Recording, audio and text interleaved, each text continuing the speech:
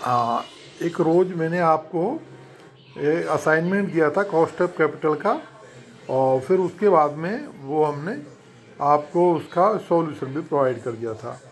तो ये बहुत इम्पोर्टेंट है कॉस्ट ऑफ कैपिटल में कि वेटेड एवरेज कॉस्ट किस तरह से निकालें। तो जो भारित लागत है, जिसे कि हम औसत भारित लागत बोलते हैं, इसमें हम जो सारी जितने भी हमारे पास में इंस्ट्रूमेंट हैं उन सब की एक बार लागत निकाल लेते हैं आफ्टर टैक्स निकाल के, और फिर उस सब को जो है वेटेज दे के करते हैं। जैसा कि मैंने इसमें बताया है क्वेश्चन में, डिवेंचर 3 लाख रुपए के हैं, प्रेफरेंस शेयर कैपिटल 2 लाख रुपए की है, इक्विटी शेयर कैपिटल 4 लाख रुपए की है, और रिटेन अर्निंग 1 लाख रुपए की है। ये टोटल जो है कैपिटल है। और इसका जो है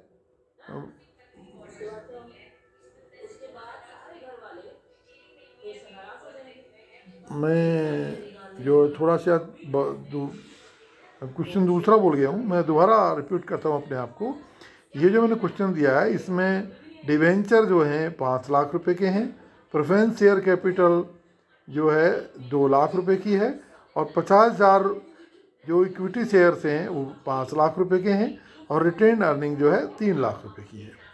और इसमें दिया हुआ है कि इक्विटी शेयर की जो मार्केट प्राइस है वो 30 रुपये है, कंपनी जो डिविडेंड डिक्लेयर कर रही है वो 3 रुपये शेयर कर रही है, और जो कॉरपोरेट टैक्स रेट है वो यानी कि जो कंपनी को चुकानी पड़ती है इनकम टैक्स रेट वो 50% है, और इंडिविजुअल 25% है। तो अब हम निकालते हैं सबसे पहले cost of debenture after tax. तो आपको तो पता ही है कि जो डिवेंचर जो होती है उनकी कॉस्ट क्या होती है, उससे पहले की होती है हमेशा। किसके पहले की?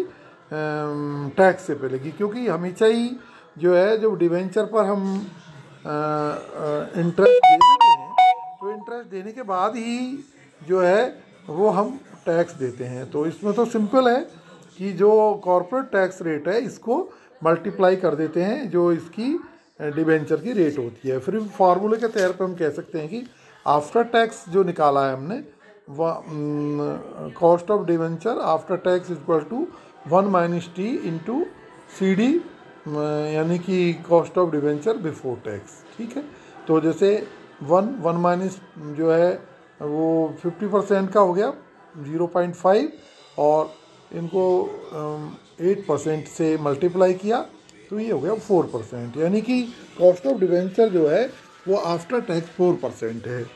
अब लेते हैं हम जो है कॉस्ट ऑफ प्रेफरेंस शेयर, तो ये बिल्कुल सही है 5%, इसको 5% ही रहने देंगे, इसका कोई निकालने का नहीं है क्योंकि ये हमेशा ही आफ्टर टैक्स होती है। अब लेते हैं हम रिटेन अर्निंग। तो रिटेन अर्निंग में जैसे कि मैंने आपको फॉर्मूला बताया हुआ है, नहीं, अब लेते हैं हम कॉस्ट ऑफ इक्विटी कैपिटल। तो इक्विटी कैपिटल का फॉर्मूला है dividend per share upon market price into 100। तो ये हो गया 3 रुपया प्लस जो है वो अपना 30 रुपया जो मार्केट प्राइस है इंटू 100, 10%, ये आफ्टर टैक्स ही होती है। तो ये हो गया हमारा 10%। अब रिटेन अर्निंग जो है क्या होता है, हमारे पास में जो रह जाती हैं तो इसकी हम जो है आफ्टर टैक्स कॉस्ट कैसे निकालेंगे। डिविडेंड ब्रैकेट में 1 माइनस जो है इंडिविजुअल टैक्स रेट लेते हैं और अपॉन रखते हैं मार्केट प्राइस। अब ये हमारा जो है डिविडेंड पर शेयर कितना है, 3 रुपया है, और 1 माइनस जो है पर्सनल रेट कितनी है 0.25 है, और जो मार्केट जो रेट है शेयर की वो 30 रुपये है। तो इस तरह आया ये 3 equal to 0.75 upon 30 equal to 100, ये होगी 7.5। तो ये यानी रिटेन अर्निंग की जो आफ्टर कॉस्ट है, आफ्टर टैक्स जो कॉस्ट है वो 7.5 है। तो जैसे कि इसमें दिया हुआ है कि ये हम जो है आफ्टर टैक्स लिख लेंगे, डिवेंचर के आगे 4, प्रेफरेंस शेयर के आगे 5, इक्विटी शेयर कैपिटल के आगे 10, और रिटेन अर्निंग के आगे 7.5। और हमारा अमाउंट जैसे कि इसमें दिया हुआ है 5 लाख, 2 लाख, 5 लाख, 3 लाख।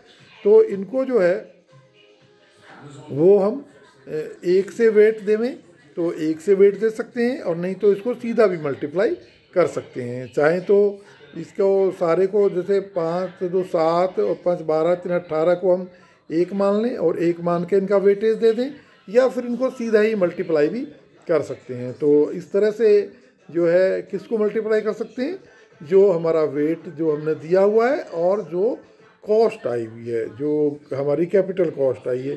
जैसे कि ये हमारा इसमें हो गया है 0.33 हो गया है, और ये 0.1334 हो गया है, ये 0.33 हो गया है, और ये 0.2 हो गया है। तो इस तरह से आफ्टर टैक्स जो हमारी कॉस्ट है 4, 5, 10, 15, और ये जो है इसका टोटल आ जाता है 6.833। तो यानी कि ये 6.833 हो गया है। तो ये आप इसका वेट ऑफ जो कॉस्ट ऑफ कैपिटल इस तरह निकाल सकते हैं।